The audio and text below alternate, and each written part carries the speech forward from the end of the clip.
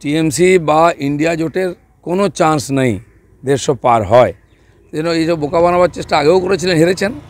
1 dozen seat কমেছিল, এবার আরেক dozen কমলে দেখবেন শুয়ে পড়বে টিএমসি। পার্টি বলে কিছু থাকবে না, দরজা খোলার লোক থাকবে না পার্টি অফিসে। দিলীপ ঘোষ নিজের জোরে জেতে, বাকিরা পার্টির জোরে ছেড়ে দিয়েছেন, সব লড়াই করছেন না অনেকেই।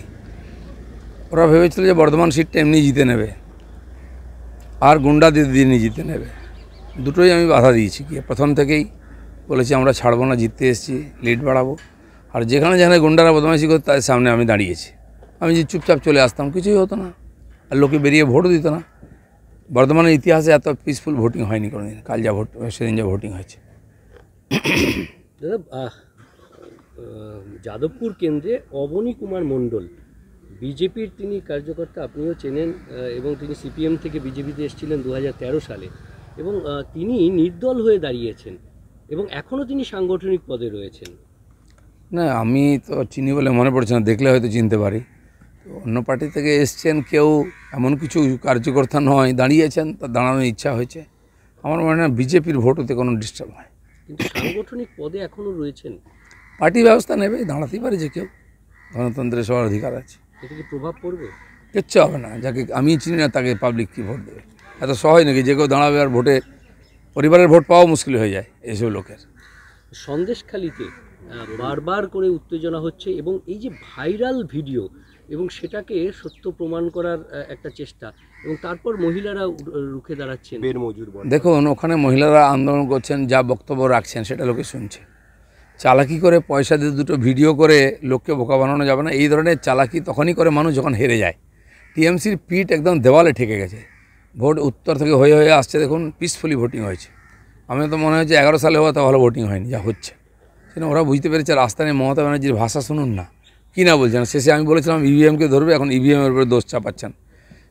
কেউ বাঁচাতে, ভগবানও বাঁচাতে পারে না ওদেরকে। এবারে আপনারা বলছেন জায়গায় জায়গায় আপনিবার 400 পার, আর দিদিমণি সেখানে বলছেন কালকে দাঁড়িয়ে আপনিবার পগার পার। দিদিমণি যে ভাষণটা দিয়েছেন কি 300 কত নাকি সিট পাবে, আমি বলছি আপনার ভাই শাহজাহানের টাকার অঙ্ক যত বাড়ছে আপনার ভোট তত কমছে।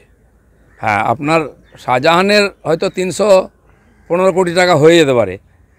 টিএমসি বা ইন্ডিয়া জোটের কোনো চান্স নেই 150 পার হয়। যেন এই সব বোকা বানাবার চেষ্টা আগেও করেছিলেন, হেরেছেন। 1 ডজন সিট কমেছিল, এবার আরেক ডজন কমলে দেখবেন শুয়ে পড়বে টিএমসি। পার্টি বলে কিছু থাকবে না, দরজা খোলার লোক থাকবে না পার্টি অফিসে। চতুর্থ ফেজ হয়ে গেল। প্রথম এসে অমিত শাহ বলেছিলেন 35 সিট পাবেন, তারপর 30-এ নাম নেমেছেন। এই চতুর্থ ফেজ হয়ে যাওয়ার পর আপনার কি মনে হচ্ছে সাংগঠনিক? দেখুন, আমরা যেখানে দাঁড়িয়েছিলাম সেখান থেকে এগোচ্ছি, আর দেখা যাক কত দূর যাই। আমাদের দিকে পজিটিভে আছে। এই যে মানুষ মন খুলে ভোট দিচ্ছেন পশ্চিমবাংলায়, তাতে টিএমসির টেনশন বাড়ছে, বিজেপির ভোট বাড়ছে, সিট বাড়ছে। চলুন,